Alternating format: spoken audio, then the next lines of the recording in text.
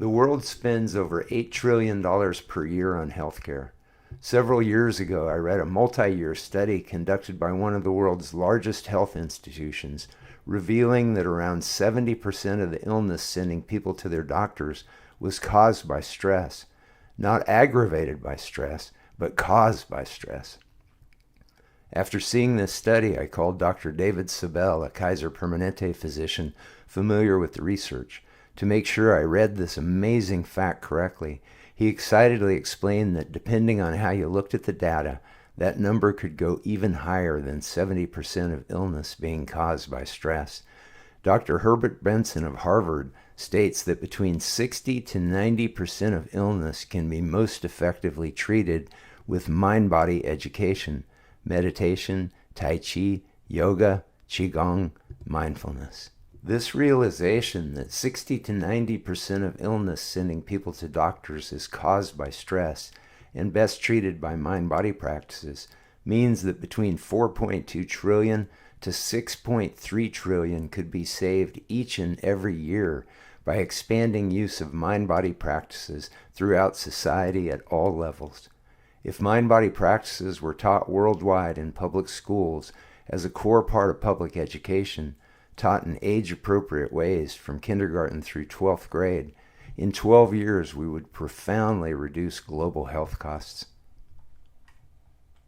Even the most conservative estimate of potential savings would mean trillions of dollars of annual savings each year. What could the world do with trillions of extra dollars? Possibilities are profound. Estimates are that world hunger could be ended with just 30 billion per year. 3.4 million, mostly children, die annually from water-related diseases. According to the World Bank estimates, 150 billion each year would provide clean water worldwide. Wrapping our heads around this, that just a tiny fraction of the trillions in saved health costs could end world hunger and millions of water-related deaths, is huge. Global transformation on a gargantuan scale.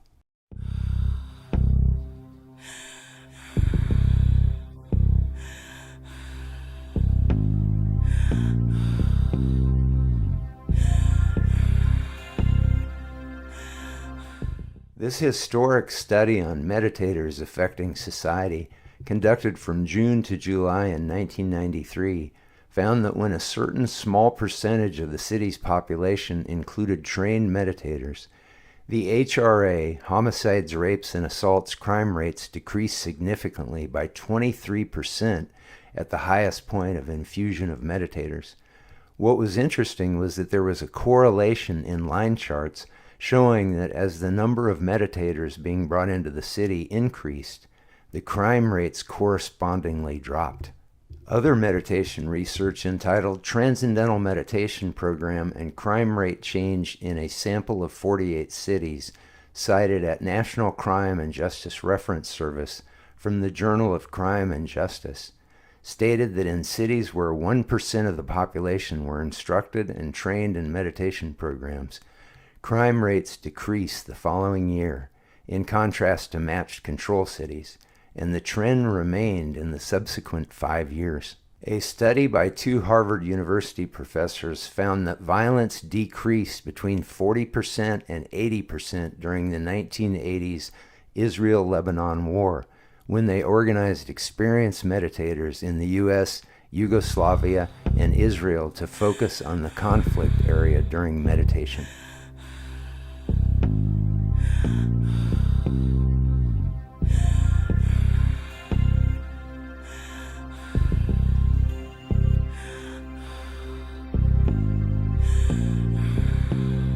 At Folsom State Prison in California, where they had a Tai Chi Qigong program for about 2 years, tracking prison statistics over those years found that not only had behavior rates improved for the meditation group, but for the entire prison.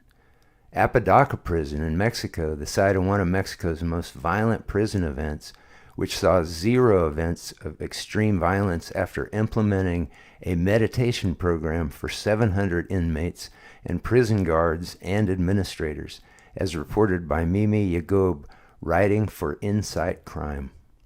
What if bullies were disciplined with meditation? Alternative approaches to conflict resolution may hold a key. This is exactly what a handful of schools in the US and the UK have begun to do.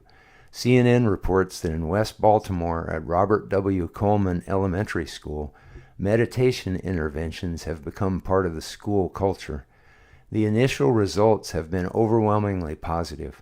Coleman has not issued a suspension in 2 years, the same amount of time they've been experimenting with teaching mindfulness and calming techniques to students. MNN.com reports that in England, beginning the first week of February, Children's Mental Health Week, up to 370 schools will participate in a 3-year trial involving mindfulness exercises, relaxation techniques, breathing exercises, and student sessions with mental health experts. Psychology Today, June 26, 2019.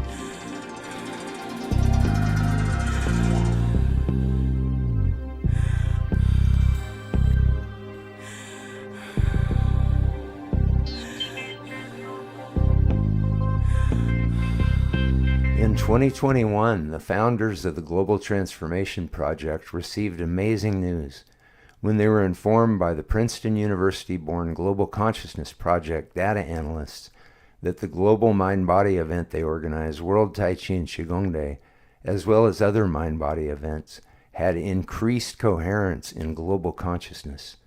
Excerpt, New Second Edition, The Gospel of Science, page 590. The Princeton University Paralab-born Global Consciousness Project data showed that this event we created together and other compassion healing-based events increase coherence in global consciousness.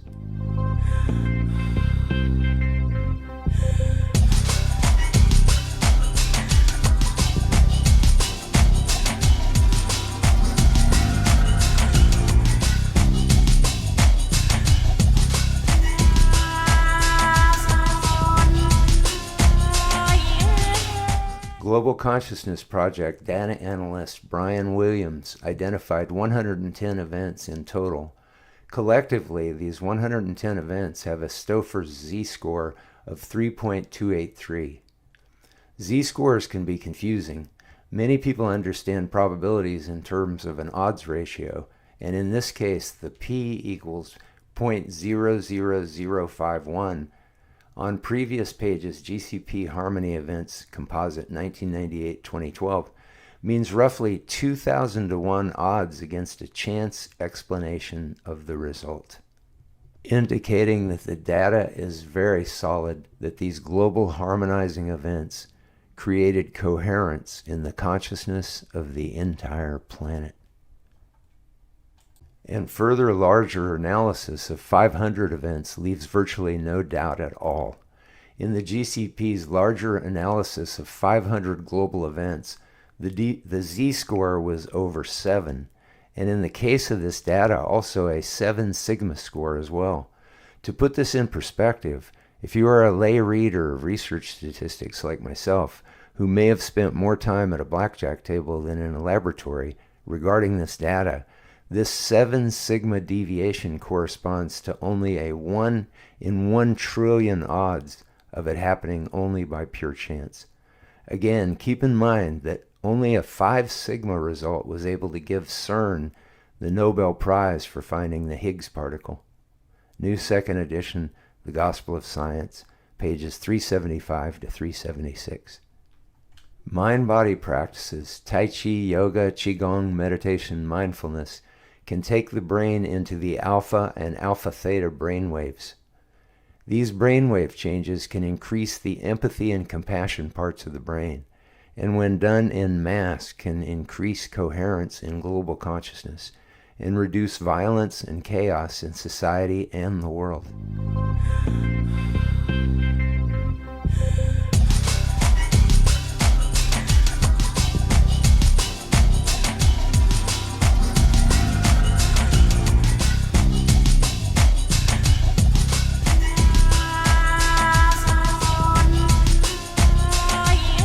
It is worth noting that virtually all the original founders of quantum physics, legends in the field, knew that consciousness affected the particle wave function. Physicists who argue against it are arguing with the giants of their field, as well as the data you see here. New second edition, The Gospel of Science, page 364. In physics' famed double-slit experiments, electrons are shot through slits, and as one would expect, leaving vertical columns on the detecting screen similar to the slits the particles pass through to get to the detective screen behind the barrier, marking where the electrons hit. This happens when the particles are observed going through the slits, but when not observed, the particles behave like waves. Dr. Dean Radin of the Institute of Noetic Sciences, author of Entangled Minds, Extrasensory Experiences in a Quantum Reality, The Noetic Universe, and the Conscious Universe, The Scientific Truth of Psychic Phenomena, conducted a very large multi-year experiment involving at first people sitting within 2 meters of the laser shooting particles through the slits, engaged in alternating periods of focusing and not focusing on a mental image of particles passing through the slits. In 4 pilot studies, the meditators did quite well. A follow-up study found a similar result, producing a 4.5 sigma result. The 4.5 sigma score effect was when people were observing, but when no one was observing, the result was almost exactly chance results. The researchers followed up these findings with 2 years of study to see if the results could be replicated, involving 2,985 sessions with 1,479 people. When all the results were combined in a meta-analysis, the result was between approximately 4 to 8 sigma effects. Again, 5 sigma got CERN the Nobel Prize for the Higgs particle. Upon my contacting Dr. Radin to make certain I understood the data correctly, he gave me links to updated articles, explaining that some of their best, even more conservative studies, later analysis achieved about a z equals 4.5. Not quite a 5.0, however, z equals 4.4 means in statistical odds terms that there was only a 1 in 180,000 chance that their scores could have been only pure random chance. We also look at things that are organized. Intentional worldwide meditations are an especially good example.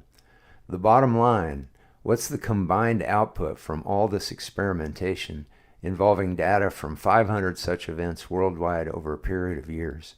And it's a really powerful indication that there is some effect of something like global consciousness. You can't be entirely sure what causes it, but there are good reasons to believe that it really is a gathering of consciousness from around the world, which changes the way our random number generators behave. The odds against chance are remarkably high, more than 1 trillion to 1. That's 3 trillion to 1.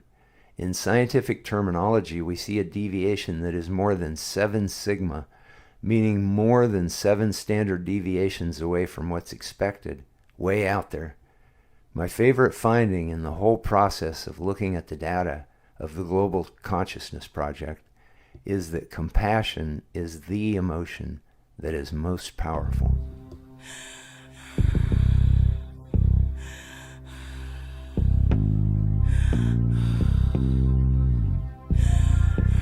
The Global Transformation Project has launched a global campaign to get a United Nations resolution advocating mind-body education as the core part of public education worldwide. It would not be mandatory for any nation, school, or student, but the science is far too overwhelming on how mind-body education in public education would improve students' behavior, focus, and test scores. Mind-body education, according to science, could increase IQs, creative thinking, reduce bullying and conflict, boost students' immunity, improve GRE reading scores, math proficiency skills, and verbal fluency, and boost students' test scores. But to get a United Nations resolution, how could that happen? There is a precedent for this. In 2015, the United Nations General Assembly voted in a UN resolution creating the International Day of Yoga, which the Global Consciousness Project data revealed has increased coherence in global consciousness. This resolution made history, being co-sponsored by more nations than any previous resolution had. 177 nations co-sponsored this global health education effort of a World Yoga Day. And the reasons for doing so align with the reasons for a resolution advocating mind-body education for public education worldwide. The Global Transformation Project's website has a draft of the United Nations resolution with a petition that mind-body practitioners and anyone can sign to encourage the United Nations missions to bring this mind-body education in public education to a vote. When you sign the petition, you will get updates from GTP on this historic movement for global transformation's progress. In signing this petition for a UN resolution advocating mind-body education worldwide, you will be joining with a distinguished growing number of renowned physicists, health, and education professionals supporting this effort. The petition for a UN resolution advocating mind-body education worldwide supporters include the founders of World Tai Chi and Qigong Day, William and Angela Wong Douglas, the founder of Heart Math, Dr. Roland McCratty, past director of the Princeton University Engineering and Anomalies Research Lab, Dr. Roger Nelson, Peter Wayne, PhD, Bernard Osher, Associate Professor of Medicine in the field of Complementary and Integrative Medical Therapies, Harvard Medical School, Dr. Xin Lin, University of California at Irvine, mind-body researcher, Dr. Roger Yanka, co-founder of the National Qigong Association and mind-body researcher published with the National Institutes of Health, Dr. Christine Rhodes, professor in the College of Business at Kutztown University, doctorate in educational technology, Sharon Rose, master's degree Fulbright senior research scholar to India in the fields of the arts and education, master's degree in education, Effie Poyu Chow, PhD, appointed by President Clinton to the White House Commission on Complementary and Alternative Medicine Policy, Clara Apollo, UK Health Radio Network host of Chi Time, Dr. Paul Lamb, teaches postgraduate family physicians and is a clinical lecturer in the University of New South Wales, Australia, for over 30 years.